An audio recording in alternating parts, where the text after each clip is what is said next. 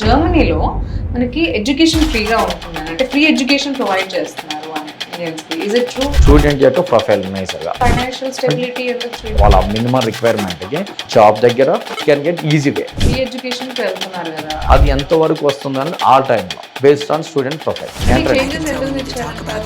అక్కడున్న రిక్వైర్మెంట్కి దగ్గర సోర్స్ వాళ్ళ దగ్గర లేదు. అలాంటప్పుడు కూడా పబ్లిక్ యూనివర్సిటీస్లో అప్లై చేసుకున్న ప్రతి స్టూడెంట్కి కంప్లీట్గా ఫ్రీ ఎడ్యుకేషన్. ఇక్కడ క్రైటీరియా అలా ఉంటాయి. హలో నమస్తే, వెల్కమ్ టు హై టీవీ. ప్రస్తుతం మనతో పాటు వీసా యాక్సెస్ నుంచి జయచంద్రారెడ్డి గారు ఉన్నారు. వీరితో మాట్లాడి కొన్ని విషయాల గురించి మనం డిస్కస్ చేద్దాం. హలో అండి, నమస్తే. నమస్తే. కొన్ని అది రూమర్స్ అనొచ్చు, లేకపోతే ఏంటో అంటే డౌట్ఫుల్ గా కొన్ని విషయాలు వింటున్నాం. అదేంటంటే జర్మనీలో మనకి ఎడ్యుకేషన్ ఫ్రీగా ఉంటుందని, అంటే ఫ్రీ ఎడ్యుకేషన్ ప్రొవైడ్ చేస్తున్నారు అని ఇండియన్స్ కి. Is it true? ఏమంటారు? Is it true? సో జర్మనీలో వచ్చేసి public universities, private universities. Okay. So public యూనివర్సిటీస్లో అప్లై చేసుకున్న ప్రతి స్టూడెంట్కి కంప్లీట్గా ఫ్రీ ఎడ్యుకేషన్. సో ఇక్కడ లీవింగ్ కాస్ట్, లీవింగ్ ఎక్స్పెన్సెస్ అవి మాత్రం స్టూడెంట్ ప్రొవైడ్ చేసుకుంటే ఎడ్యుకేషన్ అప్ టు గ్రాడ్యుయేషన్ కదా, అండర్ గ్రాడ్యుయేషన్ ఫ్రీగా ఉంటుంది. సో దీని యొక్క క్రైటీరియా అలా ఉంటుంది. స్టూడెంట్ యొక్క ప్రొఫైల్ మేజర్గా. సో అప్ టు తన అండర్ గ్రాడ్యుయేషన్ అంటే ఇక్కడ మాస్టర్స్కి వెళ్తున్నప్పుడు ఇక్కడ గ్రాడ్యుయేషన్ 10th ఇంటర్ గ్రాడ్యుయేషన్లో 65+ ఉండాలి పర్సంటేజ్. సో తనకి entrance exam, English fluency of the entrance IELTS కానీ పీటీ కానీ 6.5 ఇంకా లేదా IS 7లోకి ఎంటర్ కావాలి. సో దీన్ని బేస్ చేసుకొని మన స్టూడెంట్ యొక్క ప్రొఫైల్ బేస్ చేసుకొని ఫ్రీ యూనివర్సిటీ, పబ్లిక్ యూనివర్సిటీకి అప్లై చేసుకుంటాం.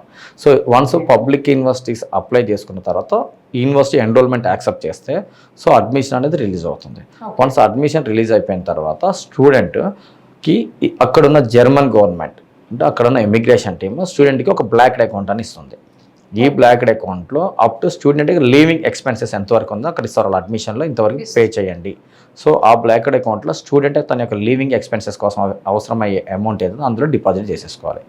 సో డిపాజిట్ చేసుకొని ఇంకా ఫర్దర్ అంటే ఇది కాకుండా ఇంకా ఎనీ అదర్ ఎక్స్పెన్సెస్, సో దాన్ని కూడా వీ హ్యావ్ ఎన్ మినిమం అంటే ఫైనాన్షియల్లీ స్టేబుల్ అవర్ ఫ్యామిలీ అనేది చూపించుకోవాలి అకౌంట్లో. అంటే ఇప్పుడు ఫ్రీ ఎడ్యుకేషన్ కి వెళ్తున్నారు కదా, అలాంటప్పుడు కూడా ఫైనాన్షియల్ స్టెబిలిటీ ఎందుకు? లివింగ్ కాస్ట్, లివింగ్ ఎలా యూనివర్సిటీ ఫ్రీ ఇస్తుంది అక్కడ ఉండటానికి కానీ ఇంకా హెల్త్ ఇష్యూస్ వచ్చినా కానీ ఫర్దర్ ఇన్సూరెన్స్ పేమెంట్ ఇట్లాంటి మినిమం కొన్ని రిక్వైర్మెంట్స్ ఇస్తారు. కాలేజ్ రిక్వైర్మెంట్ ఒకటి మాత్రమే ఫ్రీ ఉంటుంది, లివింగ్ కాస్ట్ లో కూడా కొన్ని యూనివర్సిటీస్ స్కాలర్షిప్ అనేది ప్రొవైడ్ చేస్తాం. లివింగ్ కాస్ట్ కూడా అంటే పబ్లిక్ యూనివర్సిటీస్లో స్టూడెంట్ యొక్క చెప్పాను మీకు ప్రొఫైల్ IELTS కానీ తనకు ప్రీవియస్ ఎడ్యుకేషన్ బ్యాక్గ్రౌండ్ బేస్ చేసుకొని టాప్ రన్ కొన్ని యూనివర్సిటీస్ అప్లై చేసుకొని మనం అడ్మిషన్ ప్రొవైడ్ చేసే టైంలో మేము స్కాలర్షిప్ కానీ మేము మామూలుగా మేము అప్డేట్ చేసుకుంటాం.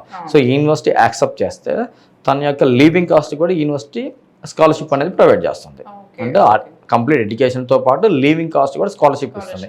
అది ఎంతవరకు వస్తుంది అనేది ఆ టైంలో based on student profile. Okay. అంటే ఇప్పుడు ఫ్రీ ఎడ్యుకేషన్ అనే పాటికి అందరికి చాలా మేజర్గా డౌట్ వచ్చేది ఏంటంటే క్వాలిటీ ఎడ్యుకేషన్ ఉంటుందా లేదా? అంటే మనకి ఇక్కడ ఏదో గవర్నమెంట్ కాలేజెస్ లాగా అంటే మనకి మంచిగా ఇస్తున్నారు education, not that, but doubt ఉంటుంది కదా క్వాలిటీ ఎడ్యుకేషన్ ఉంటుందా లేదా అంటే ఏమంటారు? సో జర్మనీలో మోస్ట్ అంటే పబ్లిక్ యూనివర్సిటీ అంటే పబ్లిక్ యూనివర్సిటీతో కంపేర్ చేసుకుంటే ఇలా ప్రైవేట్ యూనివర్సిటీ కంపేర్ చేసుకుంటే పబ్లిక్ యూనివర్సిటీ టాప్లో ఉంటుంది. సో అండి అక్కడున్న జర్మనీస్ కానీ రిమైనింగ్ కంట్రీస్లో ఎక్కువ జర్మనీ అంటే అక్కడ అంటే అవుట్ ఆఫ్ 100కి 95% పబ్లిక్ యూనివర్సిటీసే ఉంటాయి, ప్రైవేట్ చాలా తక్కువ. సో అందరు కూడా పబ్లిక్ యూనివర్సిటీ. అక్కడ ప్రైవేట్ యూనివర్సిటీస్కి అంటే రీసెర్చ్ స్కాలర్షిప్ అనే వాళ్ళు ఉంటాయి, కొన్ని ఉంటాయి టాప్ మోస్ట్, కొన్ని వాటికి ప్రైవేట్ యూనివర్సిటీని చూస్ చేసుకుంటారు. ఫ్రీ ఎడ్యుకేషన్ అనేది పబ్లిక్ యూనివర్సిటీసే ఎక్కువ ప్రొవైడ్ చేస్తారు అక్కడ. సో క్వాలిటీ ఎడ్యుకేషన్ టాప్ లో ఉంటుంది. ఎవరో టెక్నాలజీ బేస్ లో జర్మనీ కదా టాప్. కరెక్ట్. సో అక్కడికి వెళ్ళిన తర్వాత అంటే ఫ్రీ ఎడ్యుకేషన్ కి వాళ్ళకి వెళ్ళిన తర్వాత ఈ పార్ట్ టైం జాబ్స్ కానీ లేదంటే వర్క్ కానీ సేమ్ అన్ని గా ఉంటుంది. స్టూడెంట్ వచ్చేసి లీగల్ వర్క్ పర్మిట్ ఇస్తారు యూనివర్సిటీ నుంచి, పార్ట్ టైం జాబ్ చేసుకోవచ్చు తను. సో తన లివింగ్ ఎక్స్పెన్స్ ఏం కావాలో అవన్నీ కూడా తను అక్కడ పార్ట్ టైం జాబ్ ద్వారా దాన్ని తను ఇన్కమ్ జనరేట్ చేసుకోవచ్చు స్టూడెంట్. వర్క్ పర్మిట్ ఉంటుంది, ఆ వర్క్ పర్మిట్ అని కూడా ఉంటుంది. బట్ ఏంటంటే తను మాస్టర్స్ అయిపోయేలోగా జర్మన్ లాంగ్వేజ్, అక్కడ మేజర్ లాంగ్వేజ్ జర్మన్. సో తన యొక్క లైక్ సమ్ B అలా ఉంటుంది, లైక్ B. సో తన గ్రేడింగ్ B2 గ్రేడ్లోకి వచ్చిన తర్వాత ఆ B గ్రేడ్ అంటే జాబ్ అనేది ఇంకా అంటే ఎనీ ఆర్గనైజేషన్లో. సో కొన్ని ఇప్పుడు ఏంటంటే గవర్నమెంట్ సెక్టర్లో కూడా జాబ్స్ ఉంటాయి. సో ఇప్పుడు హాస్పిటల్ ఫీల్డ్లో ఉంటుంది, లైక్ డాక్టర్స్ కానీ అక్కడున్న పేషెంట్తో లాంగ్వేజ్ కమ్యూనికేషన్ జర్మనీ మాట్లాడాలి. సో అట్లాంటి టాప్ మోస్ట్ జాబ్స్లోకి అంటే ఇంకెక్కడైనా language పీపుల్తో కమ్యూనికేట్ కావడానికి కొన్ని జాబ్స్ ఉంటాయి. ఈ కమ్యూనికేట్ అయ్యే ప్లేసెస్లో German language important. So further PR also, so permanent green card, permanent residence అంటే లైక్ గ్రీన్ కార్డు కావాలన్నా జర్మన్లో B2 అనేది వచ్చేస్తే సో అప్పుడు గ్రీన్ కార్డు చాలా అంటే అక్కడ స్టూడెంట్కి వెళ్తే డే టు వైజ్లో జర్మన్ అనేది ఆటోమేటిక్గా అలవాటు అయిపోతుంది. సో కాబట్టి కమ్యూనికేషన్, రీడింగ్, లిజనింగ్ లైక్ ఉంటుంది. సో స్పీకింగ్ అని అట్లా లైక్ దాని యొక్క వాళ్ళ మినిమం రిక్వైర్మెంట్కి వీళ్ళు స్టూడెంట్ రీచ్ అయిపోతే జాబ్ దగ్గర ప్లస్ పిఆర్ దగ్గర చాలా ఈ can get easy way. So language అక్కడికి వెళ్ళిన తర్వాత కూడా నేర్చుకోవాలి అంటారు. అండ్ ఎడ్యుకేషన్ అయితే ప్రాపర్ మంచిగా ఉంటుంది, కూడా ఎలాంటి ప్రాబ్లం లేదు. అంటే ప్రీవియస్ ఏంటంటే ఇంతకు ముందు ప్రీవియస్ సో జర్మన్కి వెళ్ళాలంటే German language must and should, German language certificate వస్తేనే వీసా ఇచ్చేవాళ్ళు. ఇప్పుడు ఏమంటున్నారు అంటే దాన్ని కమ్ చేంజెస్ ఎందుకు ఇచ్చారంటారు? సో వాళ్ళకి దే నీడ్, వాళ్ళ దగ్గర రిక్వైర్మెంట్ ఉన్నారు, రిక్వైర్మెంట్ చాలా హెవీగా ఉంది.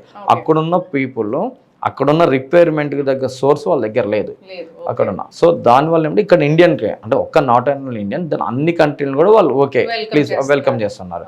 సో చెప్పాను మీకు ప్రీవియస్ వీడియోస్లో నేను ఓన్లీ ఫర్ ఇండియన్స్కి 90,000 work permit, job seeker visa ఇస్తాను. డైరెక్ట్గా వచ్చి జాబ్ చేసేసుకోండి, ఇక్కడికి వచ్చి జాబ్ చేసేయండి, మా దగ్గర ఉన్నాయి, then we ready to given for jobs వచ్చేసేయండి. అలానే స్టూడెంట్స్ కూడా చాలా హెవీ ప్రియారిటీ ఇస్తున్నారు. అందుకే ఫ్రీ ఎడ్యుకేషన్ అనేది ఇంట్రడ్యూస్ చేశారు. అందులో ఇండియన్స్కి ఇంకా ఎక్కువ ఇంపార్టెన్స్ ఇస్తున్నారు కంపేర్ టు అదర్ కంట్రీస్ చేసుకుంటే. సో జర్మనీ రైట్ నో ఇండియన్స్కి ఎక్కువ ఇంపార్టెన్స్ ఇస్తుంది. Thank you, Jaychandra. Thank you. Sharing all this information. Yeah, thank you.